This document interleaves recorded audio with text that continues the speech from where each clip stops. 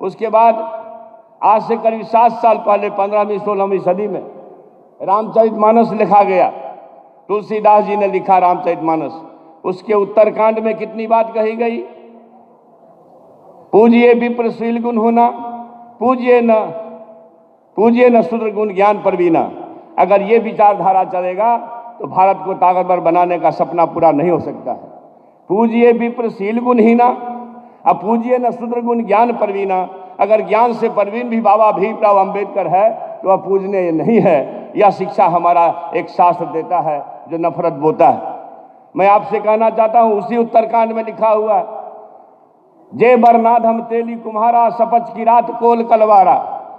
जय बरनाधम, बरन में अधम कौन कौन लोग हैं? जय बरनाधम तेली कुम्हारा, सपच की रात कोल कलवारा। उत्तरकांड में लिखा है, आप गूगल पर जाके सर्च करिएगा रामचरितमानस में जो नीचता का अर्थ क्या है आपको मिल जाएगा इसी टॉपिक में। उत्तरकांड में जो ये लिखा गया कि बरन में अधम कौन कौन लोग हैं, तेली कुम्हार कहार कोल कलवार आदिवासी दलित वगैरह वगैरह। और फिर उसी में आगे लिखा है, अधम जात में विद्या पाए, भयहु जथा ही दूध पिलाए। यानी कि अधम जाति में नीच जाति के लोग विद्या पा करके जहरीला हो जाते हैं। कैसा? जैसा कि दूध पीने के बाद सांप हो जाता है।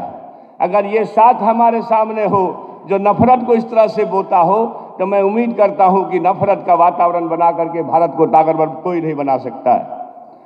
मित्रों, आप सभी को बताना चाहता हूं, शिक्षा और ईश्वर किसी जाति का दास नहीं है। न तो ईश्वर किसी जाति का दास है, न शिक्षा किसी जाति का दास है।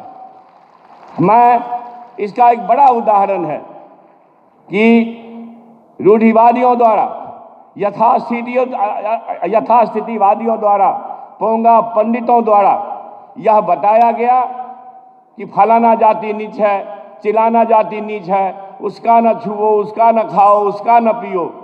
मगर प्रभु परमात्मा ईश्वर ने एक ऐसा सूरमा पैदा किया भारत की भूमि पर जिसका नाम बाबा साहब भीमराव अंबेडकर है, जिसे अछूत होने के कारण क्लास में बैठने नहीं दिया जाता था। लेकिन प्रभु परमात्मा ने इतना ज्ञान से उनको लैस किया कि इस भारत भूमि के प्रथम छात्र हुए जो कोलंबिया विश्वविद्यालय जो अमेरिका में, वहां जाकर के ज्ञान का परचम लहराए। भारत भूमि के प्रथम छात्र हुए बाबा साहब भीमराव अंबेडकर जो लंदन स्कूल ऑफ इकोनॉमिक्स में, जहां आज भी दुनिया में मनुस्मृति को जलाने का क्यों काम किए? इसलिए कि मनुस्मृति में एक बड़े तबका के खिलाफ 85% लोगों के खिलाफ अनेकों गालियां दी गई। रामचरितमानस का क्यों प्रतिरोध हुआ? किस अंश का प्रतिरोध हुआ? अधम जात में विद्या पाए, भयहु जथा ही दूध पिलाए। यानी अधम मतलब होता है नीच।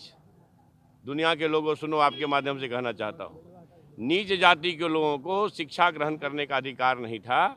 और उसमें कहा गया है कि नीच जाति के लोग शिक्षा ग्रहण करके जहरीला हो जाते हैं, जैसा कि सांप दूध पीने के बाद होता है। हम इस सवाल पर बात करेंगे सर। मैं इसलिए ये बात कहता हूँ कि इसी चीज़ को कोट करके बाबा साहब अम्बेडकर ने दुनिया के लोगों को बताया।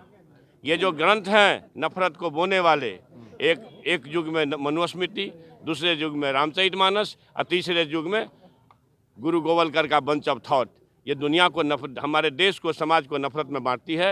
नफरत देश को महान नहीं बनाएगा। जब भी कभी महान बनाएगा तो मोहब्बत ही बनाएगा। 1927 में